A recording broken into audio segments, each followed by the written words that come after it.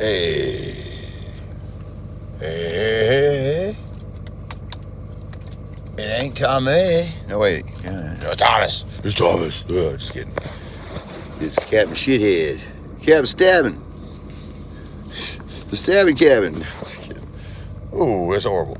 Okay, so here's a good tale for a story that ain't fictitious one bit, but I'm going to use fictitious names, all right? So there's this one catfish fisherman.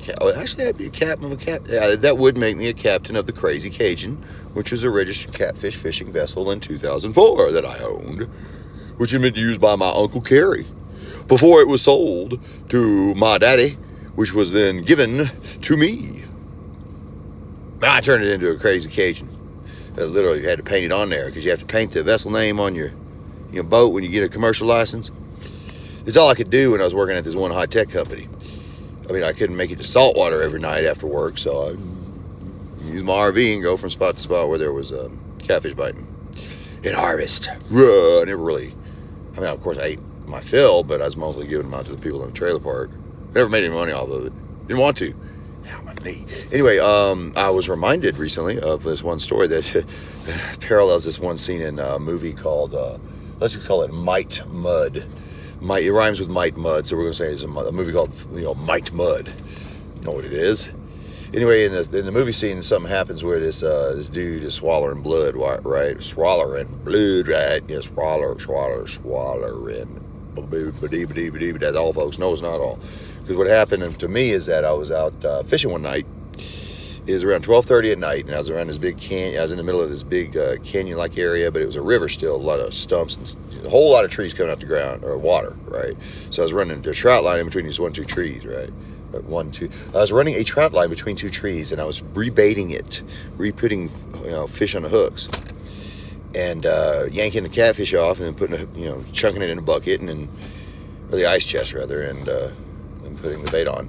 And it was dark and it was late and I had to be at work again in the morning. It was Thursday morning. It was Thursday morning in 2004. At any rate, I think it was it was the fall of 2004. And there's a little bit of catfish flipping on a line, flipping on a hook, I wasn't paying attention. I just reached down, and those are the most dangerous ones, right? Those little bitty ones. I reached down there and it's a little fin went into my hand. I went, pulling it out, and so it came out a little bit, and it flipped again, it went straight through the red. So it went up into my hand, came back out a little bit, but not all the way, and it went all the way through, so it made a false channel inside that. And you see right here, there's a lot of nerves right here. If you want to look that up, it's called the solar plexus. It went in right there. You can still see the scar of what happened next. Anyway, so I went to the doctor. The doctor was giggling. He's an older man. He's giggling. I can't believe you people still exist. Yeah, good. You keep on rocking it, dude. But he's an old country doctor, right? And I didn't get it. So 2 weeks went by to the day, and I was bottling some beer that I had brewed. It was a Guinness recipe, and I was in a trailer park, right? And I was putting it in bottles. And I went to go drink one flat beer, that I'd use, my own product, right? I made it. So I started taking a sip of this first bottle, and I set it down on the trailer counter.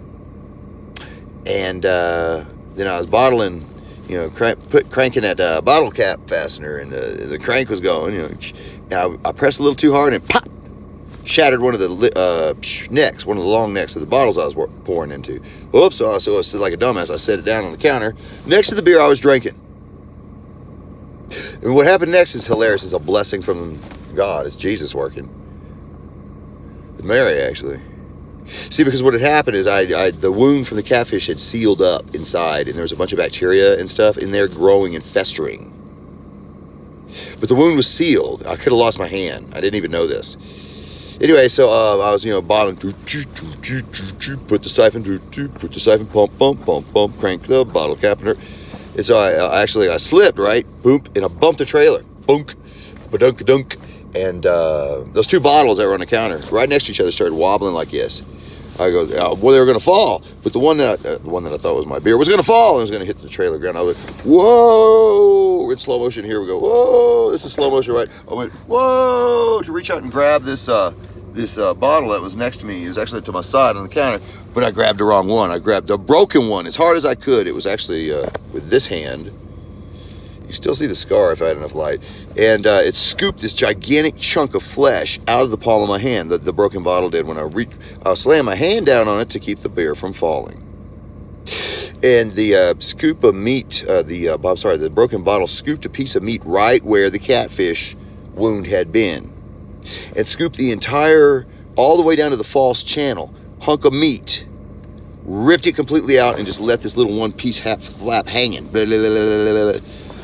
Whoa, goodness, that hurt. Oh, I was in pain. I was in terrible pain. The whole trailer park was like going, oh no, what did Tommy do to himself this time? Oh hell, I don't want to know about it. He's always bringing me fish, so I ain't gonna ask. But Captain Tommy, oh my gosh.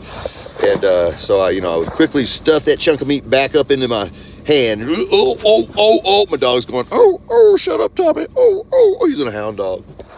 All I had on hand was a roll of duct tape, so I'm like, grab the duct tape, ripping it open, got the duct tape all in my hand like this. I swear I need to get that. It's a U-shaped scar. You can probably see it. A U-shaped scar right here, where that big old chunk of meat came out. Anyway, so I went to the work. I had these performance reviews because this tech company I was working for, well, they weren't real happy with me for some strange reason, and they were trying to get rid of me, but they had no just cause because they didn't want a wrongful termination suit on their hands because I was a top performer, and I already won an award the year prior for doing more work than anybody else, registered, logged in the system. So they couldn't just kick me out the door for no reason. So they had these, what do they call them, performance reviews every week on Thursday morning. So I was bleeding still through the duct tape, but I showed up for that performance review, and my manager, well, he kind of poked a little fun at me. He said, I would have gone to the hospital before I came bleeding. It says I was bleeding on the desk, I said, well, I'm going to go to the hospital. Well, you think I'm going to invite more misery in my life by not showing up to one of these meetings? Are you madman? Of course, I was the crazy one. And then, so I go to the hospital. Seton Northwest. And boy, they had the four nurses that had to hold me down while they took the duct tape bandage off, trying not to pull the chunk of meat out, were pretty funny. But the doctor was not funny. She got mad at me for writhing in pain as she was picking the flesh out of my hand. Why are you kicking me? Ma'am, I'm just in pain here. Well, here's a Viking and I'll be back in 30 minutes. That's exactly what happened. In 30 minutes, she had, why are you kicking me? I'm not kicking you. I'm in great pain. She walks out disgusted, and the male nurse was like, shot me up with morphine. And she came back disgusted, and she was very not happy that I was not responding well. That I wasn't reacting when she was picking my wound apart. Okay, yeah, whatever. So I used over a liter of saline solution to clean all the gunk from the inside of that wound out that had been festering for 2 full weeks to the day. Thank God for accidental wounds that cleanse the soul and the body, and thank God for nurses that help patients that are being tortured when doctors aren't looking. And then they tried to hold me in a hospital because they had given me a drug that I couldn't drive on. I didn't say I was driving, I just wanted to leave the front door, so I had to lie to get out the front door even. Thank you, Seton Northwest, and my previous tech employer. Thomas Carey Domingue, ex-catfish fisherman, for one thing, commercial, boat captain, and a bunch of other stuff too. Not gonna say that B word. Pipe hole! Arrgh, where's my pipe? Oh, there it is. Hey, what do you know? I got it here with me. Arrgh, matey. That's all true shit, man. It's good shit, bro. High quality H2O. Later.